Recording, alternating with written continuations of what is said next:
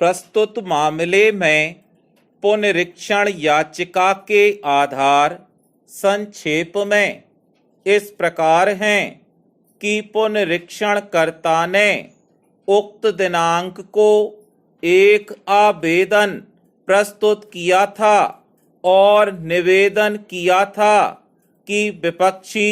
ग्राम रामपुर थाना का निवासी है, जहां उसका कथित चेक को भुगतान के लिए प्रस्तुत किया था। पुनराम अधिनियम में किए गए संशोधन के अनुसार ऐसी स्थिति में मामले की सुनवाई का क्षेत्राधिकारी केवल स्थित न्यायिक दंडाधिकारी को है, लेकिन विपक्षी ने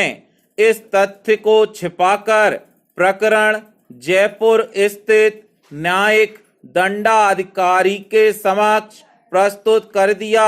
जिन्हें प्रारंभिक रूप से ही क्षेत्राधिकार नहीं था,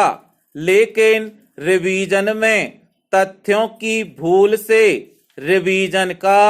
युक्ति युक्त निराकरण नहीं हुआ था। पुनराम रिवीजन कर्ता ने इस प्रश्न को तथ्यों के साथ क्षेत्राधिकार न होने संबंधी कथन करते हुए पुनः आवेदन दिया था, लेकिन एक विधिक प्रश्न को तथ्यों के साथ क्षेत्राधिकार न होने संबंधी कथन करते हुए पुनः आवेदन दिया था, लेकिन एक विधिक प्रश्न को तथ्यों के प्रकाश में निर्णीत न करते हुए न्यायालय ने जो आदेश दिया है वह विधि के अनुकूल नहीं है। पुनराम क्षेत्राधिकार संबंधी प्रश्न प्रकरण के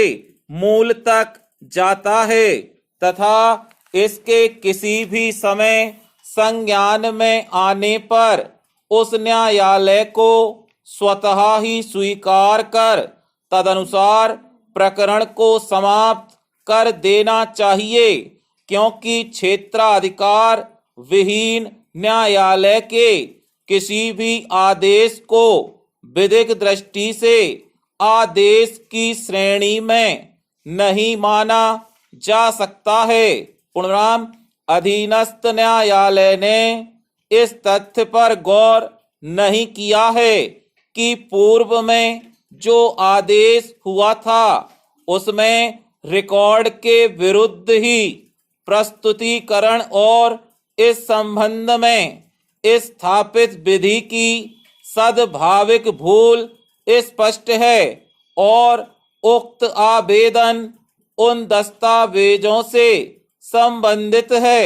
जो स्वयं विपक्षी द्वारा दिए गए थे और जिन्हें विपक्षी ने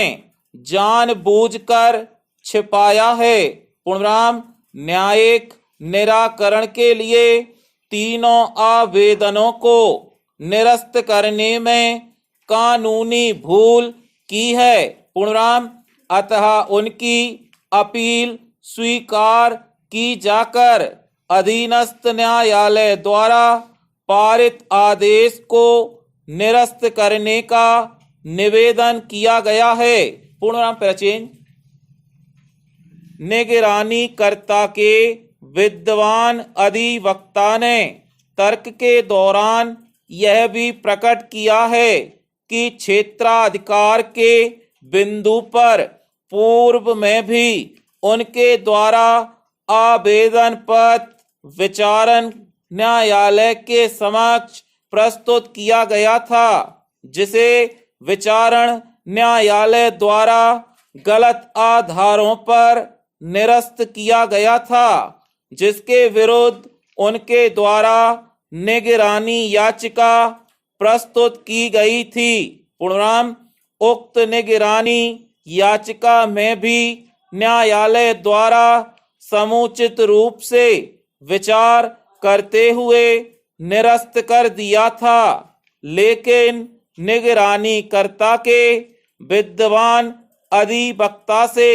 यह पूछे जाने पर कि क्या उक्त निगरानी याचिका में आदेश के विरुद्ध उच्च न्यायालय के समक्ष कोई याचिका प्रस्तुत की गई है या लंबित है, तो निगरानी कर्ता के विद्वान अधिवक्ता ने ऐसी कोई याचिका प्रस्तुत किए जाने या लंबित होने से स्पष्ट रूप से इनकार किया है। पूर्ण विराम, स्टॉप।